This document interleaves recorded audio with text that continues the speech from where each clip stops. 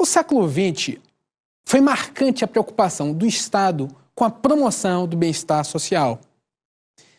Diante disso, foi necessário que o Estado atuasse dando respostas aos problemas da sociedade por meio de programas, projetos e ações. É justamente aí que surgem as políticas públicas. Tanto quanto disciplina, ou seja, quanto campo de estudo, ou mesmo enquanto práticas políticas dos Estados modernos. Conceitos gerais de políticas públicas. O objetivo da nossa aula de hoje é expor conceitos e teorias gerais importantes para os estudos das políticas públicas. O estudo das políticas públicas. Tradicionalmente, políticas públicas são entendidas como um conjunto das decisões e ações propostas geralmente por um ente estatal em uma determinada área, seja saúde, educação, transportes, reforma agrária, de maneira discricionária ou pela combinação de esforços com determinada comunidade ou setores da sociedade civil. Vale ressaltar, contudo, que esse conceito de políticas públicas e que o conceito em si de políticas públicas, ele evoluiu com o tempo. No início, as políticas públicas eram entendidas exclusivamente como outputs do sistema político. O que isso quer dizer? Quer dizer que existiam os inputs, ou seja, as demandas sociais, o sistema político que transformavam essas demandas sociais em outputs, em ações propriamente ditas do Estado.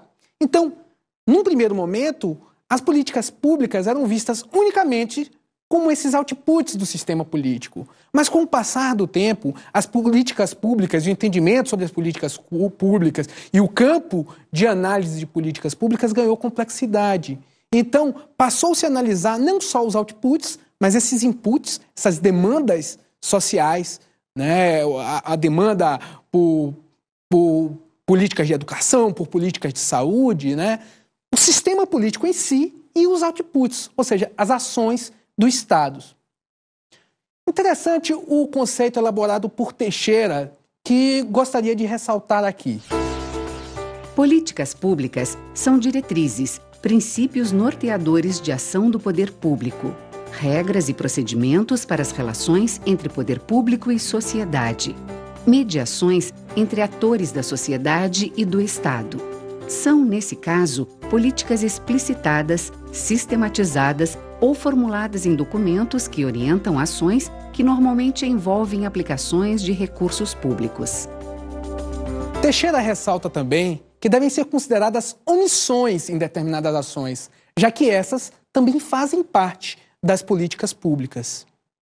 Bem, para a gente entender um pouquinho melhor esse conceito de políticas públicas, vamos pensar o exemplo das políticas públicas contra o analfabetismo, certo? Então veja só, existe um determinado problema que é identificado, né, que é o analfabetismo, ou seja, isso entra enquanto input dentro de um sistema político. Esse sistema político vai interpretar por que existe analfabetismo, né? Qual é a razão do analfabetismo? São professores de baixa qualidade? É a qualidade do ensino? É porque há trabalho infantil e por conta das crianças estarem trabalhando não tem como aprender a ler e a escrever? É a má alimentação que não permite que eles se concentrem? É a falta de apoio familiar? Ou seja, esse problema é interpretado por um sistema político e esse sistema político irá gerar outputs, ações propriamente ditas, por meio de programas, por meio de projetos, para cada um desses problemas identificados ou constatados em uma determinada política pública.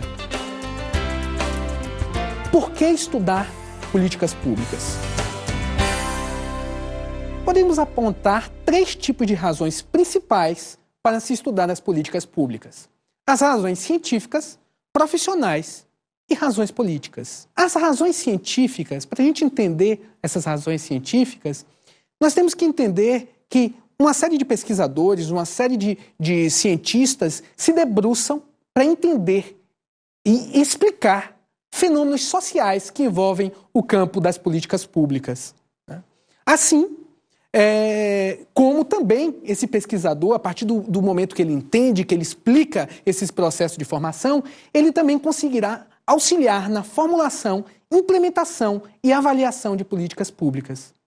Por exemplo, um cientista social que busca entender a ação do Estado e de outros atores sociais no que tange a implementação de políticas públicas de redistribuição de renda, ele vai poder explicar que atores são a favor de uma política de distribuição de renda, de redistribuição de renda, que atores agem contra uma possível de redistribuição de renda. Ele vai fazer uma leitura política desses processos, permitindo, obviamente, então, analisar esse processo, entender a realidade, assim como beneficiar no próprio processo de construção dessas políticas públicas. Razões também profissionais, ou seja, é a utilização dos conhecimentos adquiridos para a resolução dos problemas práticos. E aí eu aponto para vocês 2 tipos de profissionais principais que podem fazer uso desses conhecimentos de forma prática ou de forma profissional, que são os gestores públicos e os empresários.